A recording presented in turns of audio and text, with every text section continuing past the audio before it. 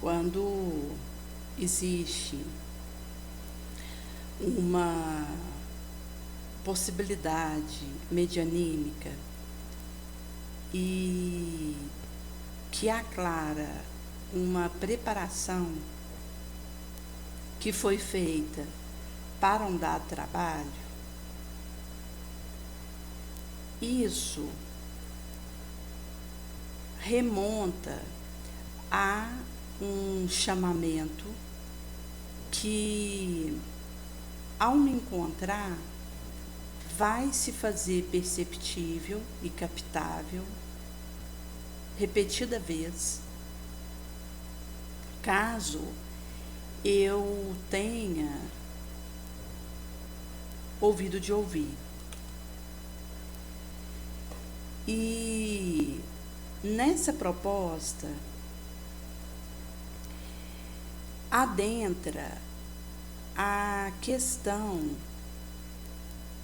de avulto energético, que existe um fim valioso para aquela congramatura. Em Pontos e Contos, em A Serva Nervosa, Humberto Campos vai dizer de uma senhora casada que se sentia inadaptada e impossibilitada de galgar o serviço mediúnico. Ela se percebia não resignada, nervosa, impaciente, e mesmo sabedora de que era depositado um quião para ela na distribuição de informação que acontecia na sua direção,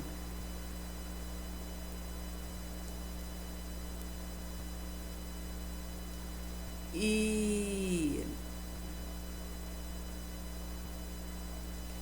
que isso dizia de um convite reiterado que chegava até ela, e no que se trata de abraçar algo, se eu ficar esperando o convite chegar, pode ser que aquilo fique em aberto. No desejo de abraçar e de ir em busca daquele encalço, urge que eu tome a iniciativa para auxiliar aonde tenho a intuição de estar sendo chamada a realizar aquilo.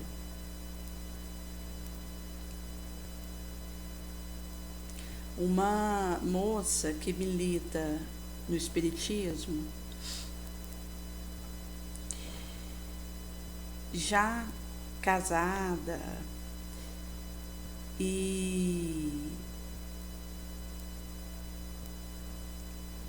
atua em 3 centros espíritas diferentes, ela comentava o impositivo do trabalho que ela buscava para ocupar ao máximo o tempo que dispusesse no labor útil, e se ela permanecesse numa instituição espírita apenas, seria taxada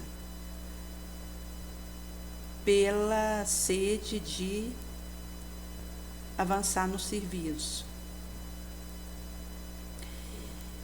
E com isso ela prefere se filiar a outros centros espíritas, para que ela, pegando em cada casa respectiva um pouco de serviço, ela possa trabalhar bastante no militamento espírita e fazer esse movimento que ela desejava. Mas, ao adentrar essa esfera, ela não esperou que alguém falasse com ela daquele serviço ou a convidasse. Ficou sabendo daquele centro espírita, começou a participar, se voluntariou, iniciou o trabalho. Inclusive, num outro centro espírita que oferece um tratamento de cura que ocorre na sexta-feira, ela pediu para que eu passasse o número de uma senhora que participa no auxílio a esse tratamento de cura, para que ela pudesse ver de abraçar e adentrar essa causa também. E isso fala da humildade diante da vida, do que me proponho. Visto que, se eu preciso me sentir convidada, valorizada, desejada para poder fazer aquilo, significa que eu já não estou tão disposta quanto deveria para aquela rota. E para o trabalhador de boa vontade, essa orientação é dada. Aquilo que eu devo iniciar e dar sequência. Como comenta nessa historieta, o Cristo não me deixa ao léu, no escuro, a palpadela, quando se trata do que devo suar naquilo. À medida que busco e tenho boa vontade, sinceridade e uma vontade fiel para fazer aquilo, o Cristo ele me mostra onde estou sendo preparada para atuar e aquilo que devo dar carro para que, inclusive, o trabalho com o meu órgão espiritual ligado àquilo vá sendo talhado. Porque se eu espero eu estar pronta para fazer, vai ficar sem fazer. E conforme fala aqui, o tempo não me espera. E caso eu não corra atrás daquilo que me compete, eu vou, por minha vez, ter que esperar o tempo, para que aquilo volte para mim como ensancha novamente. E talvez uma nova reencarnação, caso tenha menoscabado aquela ensancha.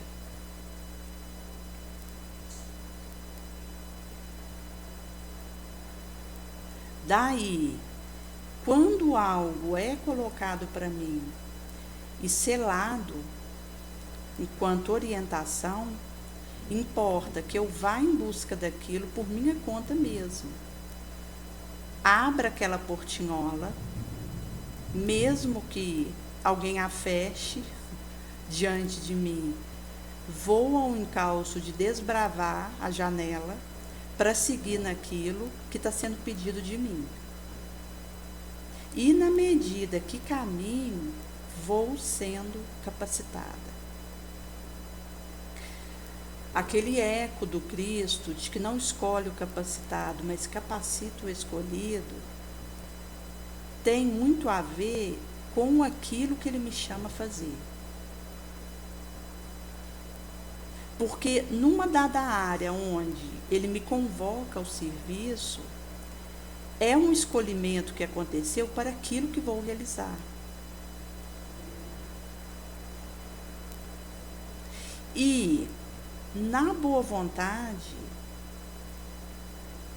no burilamento moral, no esforço para domar a minha má tendência, para vencer a minha sombra, o Cristo vai secundando o meu esforço e me agremiando recurso, possibilidade, estudo, capacitação.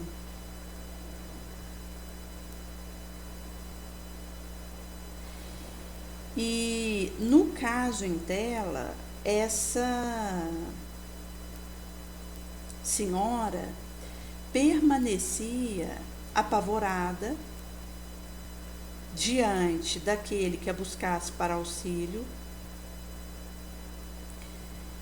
e temia a contrariedade, o personismo, a mistificação.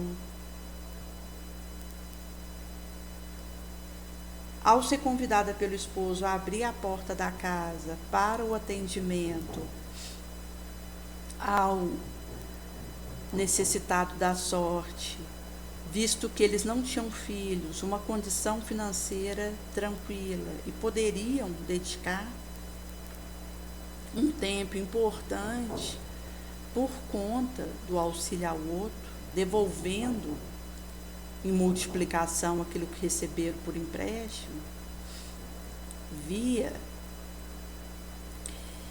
ela asseverava que isso tornaria o lar uma propriedade alienígena, que um turbilhão escuro e aterrador arrastaria fatal,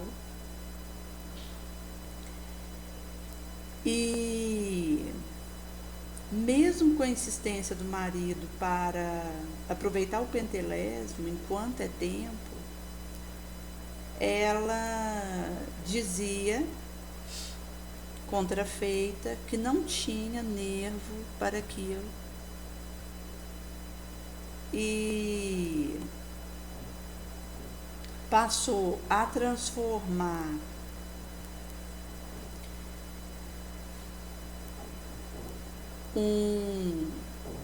uma joaninha num elefante, num fantasma aterrador, e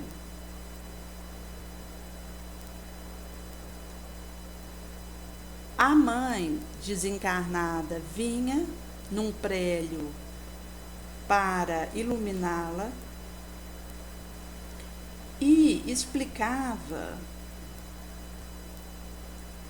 que esse estado interior pede reiterada demonstração do bom ânimo, sacrifício, o voluntariado, e que uma dor intensa descerra uma renovação nobre, abençoada, e que precisaria sondar o código da tempestade, o que fluxa dela, para receber a sua mensagem dignificadora. Caso eu venha a tremer e recuar ante a paisagem, a tela de dor, sofrimento, isso seria uma sensibilidade destrutiva.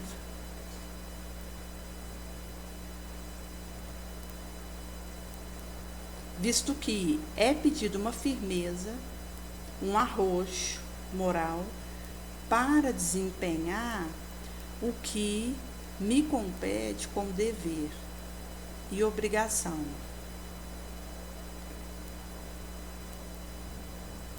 Daí eu precisaria me submeter a isso. E com o tempo vai sendo diluído minha imperfeição, eu vou resgatando dívida.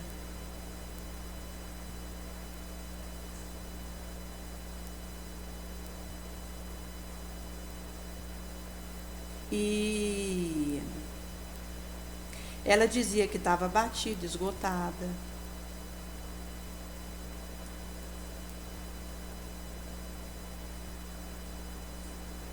De uma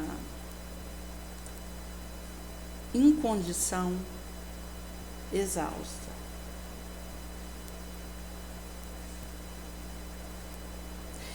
E quando eu me rendo a uma situação de melindre, capricho,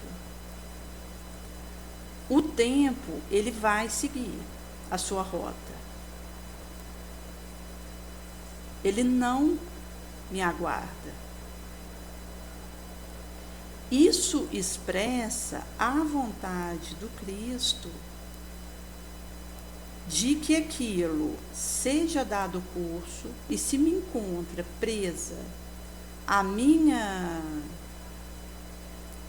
criação menos digna, ele faz dar continuismo para aquilo e eu fico para trás.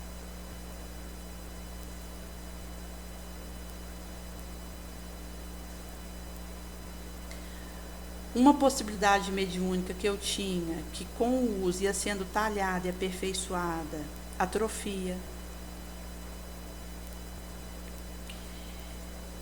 E vai se tornando impreciso, imanifesto. E à medida que ia rolando, minuto a minuto, ela imiscuída com uma suposta anomalia, incondição, incapacidade, ficou à mercê dessa ilusão e estacionou desastrosamente. O esposo seguiu dedicando o trabalho a serviço do outro e veio o seu descerro e ela começou a ser amortalhada pelo desejo de revê-lo. Sentia só, abandonada. E nesse momento bateu aquela vontade de reaver o quinhão medianino que ela havia deixado escapar. Porque veja, se eu tenho uma possibilidade em germe latente, à medida que eu trabalho naquilo, aquilo vai ser entalhado. De alguma forma, isso vai ganhando uma importância perispiritual e vai per si sendo lapidado, aresta e podado ao longo da marcha. Caso eu detendo aquela latência, aquele germe, aquela semente, recuo e entendo que não sou digna, não sou amada, não sou capaz, aquilo vai atrofiando, o que significa que eu vou perdendo aquilo. Que ao invés de fluxar, recua. Por isso nós temos que ter cautela com a nossa sensibilidade exagerada, essa hipersensibilidade, com a nossa carência, com a nossa insegurança. Visto que quando eu dou aso para isso, vai ganhando um insuflo psíquico e me faz entender que por não estar capacitada, não ser convidada, não ser amada, eu estou em desvantagem. E selo isso com o vitimismo, uma pena de mim mesmo, e faço parar meu movimento, o que é um desserviço para o meu processo. Como nesse caso ela perdeu aquele quinhão latente e precisaria aguardar uma nova ensancha no corpo de carne, sabe lá Deus quando seria, para reaver aquela latência e fazer o talho daquilo.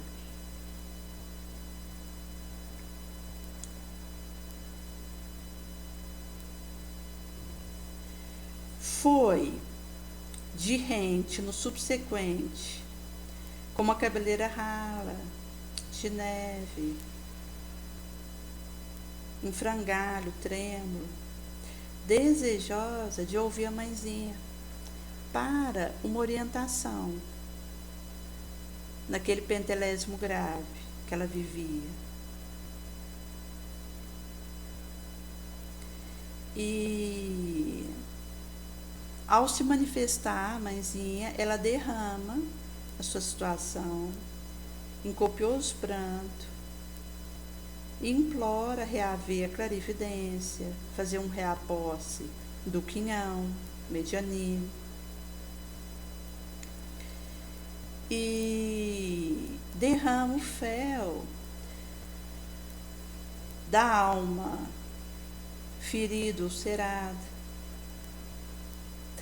Quando alerta a filha que no rolo de 20 anos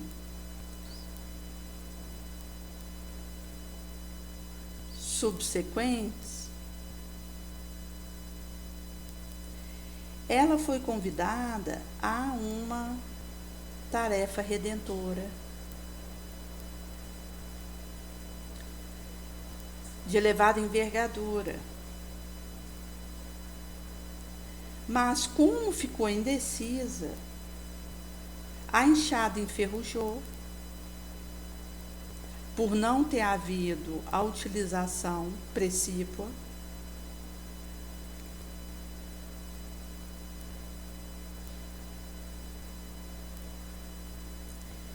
Recuou ante o combatimento de uma impressão de um vágado nervoso,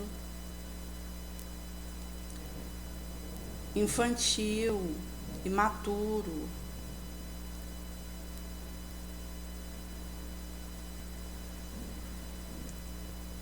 que passou por uma confiança maior na moléstia, na morbidez, do que na harmonia, na saúde.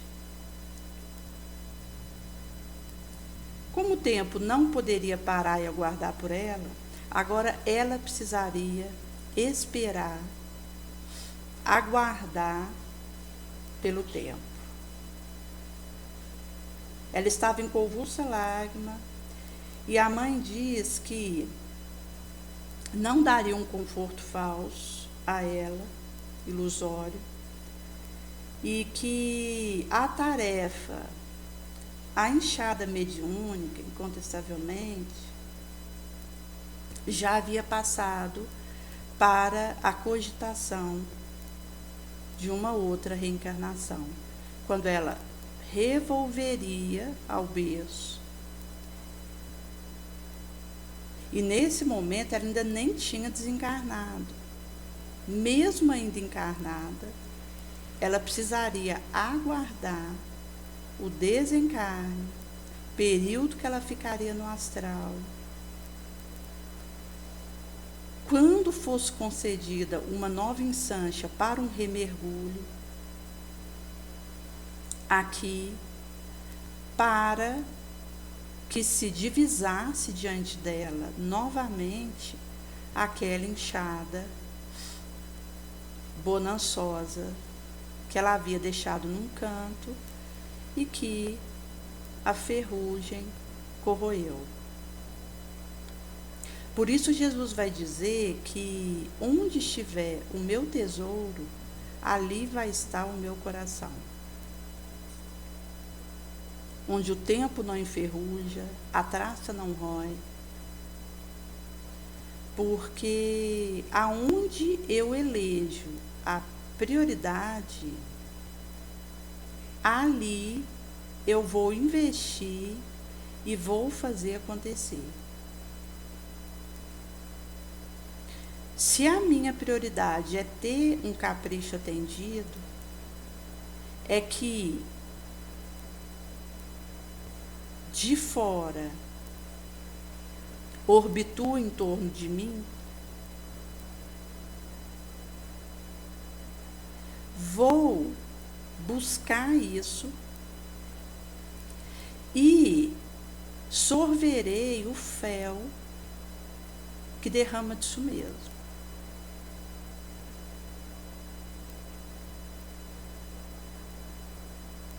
Mas se o essencial é doar da minha energia, do meu tempo, da minha possibilidade para fazer o bem,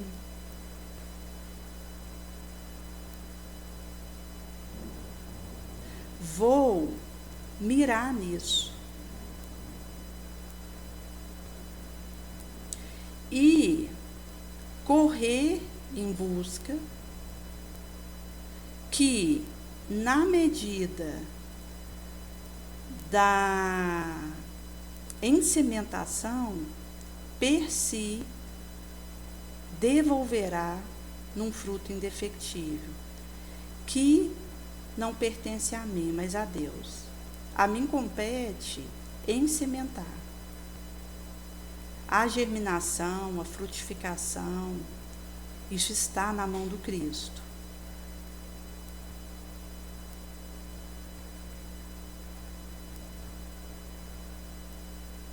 E vai estar ligado ao que é possível e veio ao meu encontro nessa vilegiatura. Algo que eu tive claro nessa vilegiatura, presente em que estou, é que não sou chamada ao matrimônio. Existe um chamado, uma convocação para entrega total à causa do Cristo. E na condição que alguém estiver, seja solteiro, seja casado, é possível fazer esse caminho, mas na minha experiência ao longo dessa vilegiatura foi aclarado que eu precisaria realmente fazer essa entrega total ao Cristo e que recebeu da minha parte uma certa teimosia, porque eu cheguei a buscar o namoro, a tentar, e aquilo esvaía, escapulia da minha mão. E mostra que existem programação e programação reencarnatória, e que eu preciso encontrar a minha. E isso vai acontecendo na medida que eu me coloco a caminho. Porque se eu parar e quiser a revelação da minha realidade integral, eu vou ficar esperando. Na medida que eu me ergo e coloco a caminho em dada direção, vai sendo mostrado aquilo que foi programado, aquilo que preciso fazer, o norte, o rumo a tomar, por que plaquinha ir.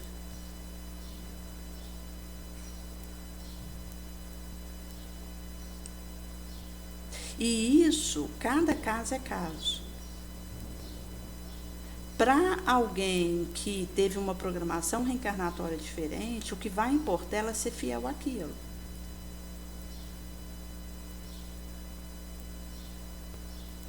Se o Pedrinho foi chamado a um lar, a um casamento, a filhos, ele vai responder por aquilo que foi acordado para ele. Ele precisa abraçar, arregaçar a manga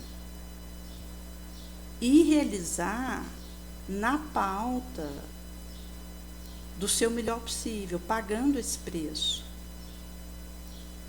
para que seja encontrado com a obra acabada.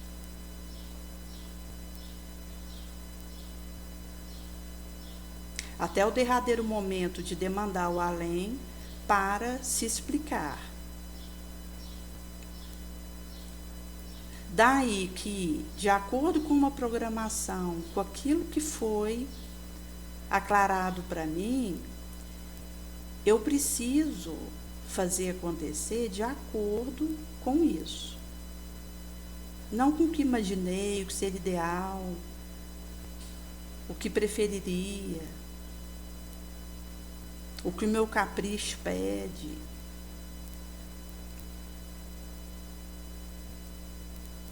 O que sonhei. Mas com o que o Cristo traçou naquela rota para que seguisse.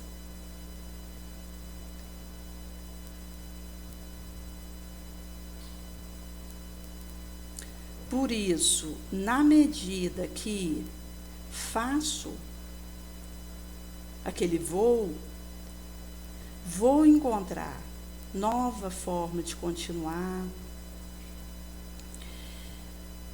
a minha força é renovada, aquele momento que eu acho que não aguento mais um passo, que ali eu quedei e estou inapta para o sequenciamento, vem uma força nova, um retempero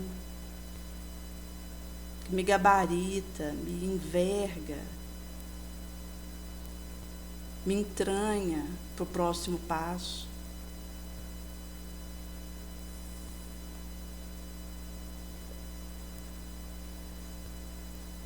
Por isso que é uma convocação no imo e que, para o bem de mim mesma, importa que me encontre vigilante e em oração.